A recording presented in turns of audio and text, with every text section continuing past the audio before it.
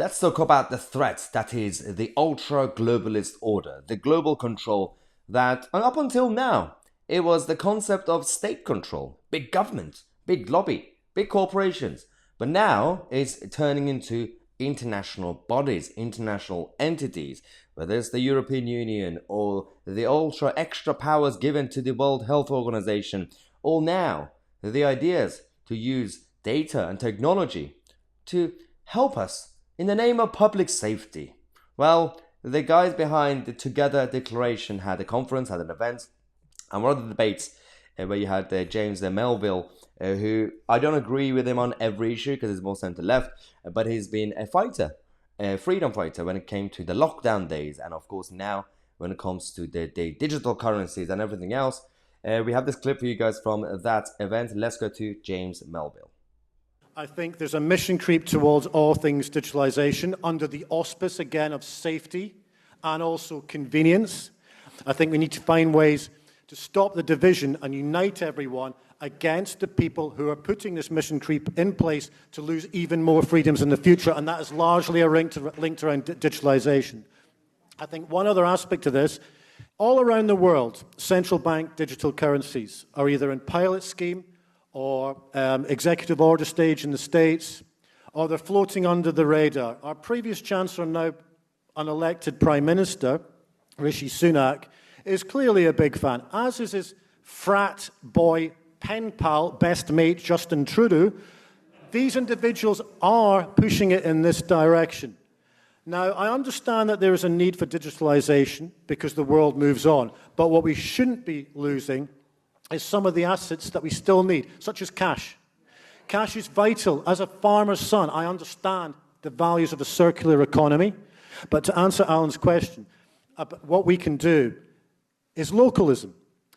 Too long the debate has been about nationalism versus globalism. Nationalists have been framed as bigots and racists and all of that stuff that probably I was saying a few years ago, but it was nonsense.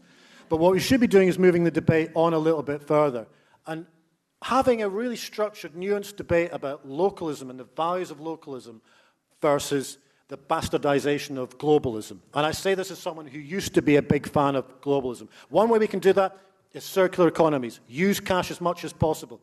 Get it in the communities.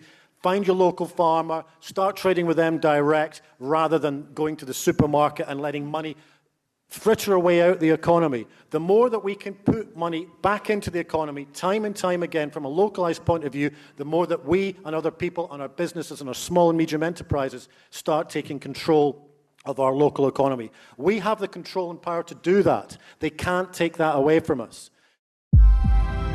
That's absolutely spot on from James there. One of the problems is he's absolutely right about the inevitable journey towards digitalization, because the digital world, as a concept, it was created by enterprise, by individual people and businesses, and that's absolutely fine.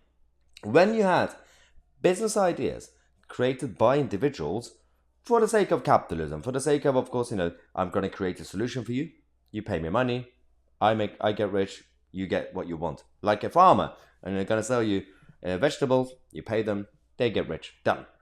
But these ideas have been taken over by the elite, the governments and politicians, and now it's been ruined. That's why James is also right to say, well, the battle is now changing between just pure nationalism and ultra-globalism or internationalism. That, what used to be a normal thing. It was simply, it was working until now because it was about being a nationalist, taking care of your country first, look after your people first, and then you can also slowly do free trade. Trade with other countries, make sure it's based on a level playing field and fair trade rather than, no, left-wing fair trade, and rather than actually having the Chinese government rigging the system and dumping steel, for example, in America and many other places. That's one thing. And he's right to say, as I said, the battle is now moved from pure nationalism versus pure globalism to go with localism, decentralization. That's the best way we can fight back, because that way you can still protect the patriotic aspect of the nation and our tribe. At the same time, we are still trading. We are still carrying on with our everyday life. And one thing that I would like to advocate for, if anybody watching this has a small business, have a pub, or some sort of small shop, if you can, the best thing to do is when tourists come into the country, because tourism is very good in regards to having foreign currencies being exchanged into our currency, and they bring the money into the economy. The best thing I can advocate for is to ensure that they use cash.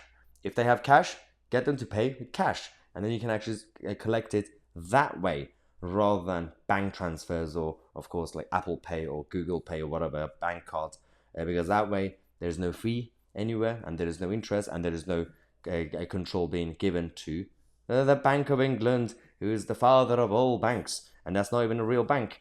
And of course, the government themselves. Let me know your thoughts in the comment section. I'm Maya Tousi, and we are the media.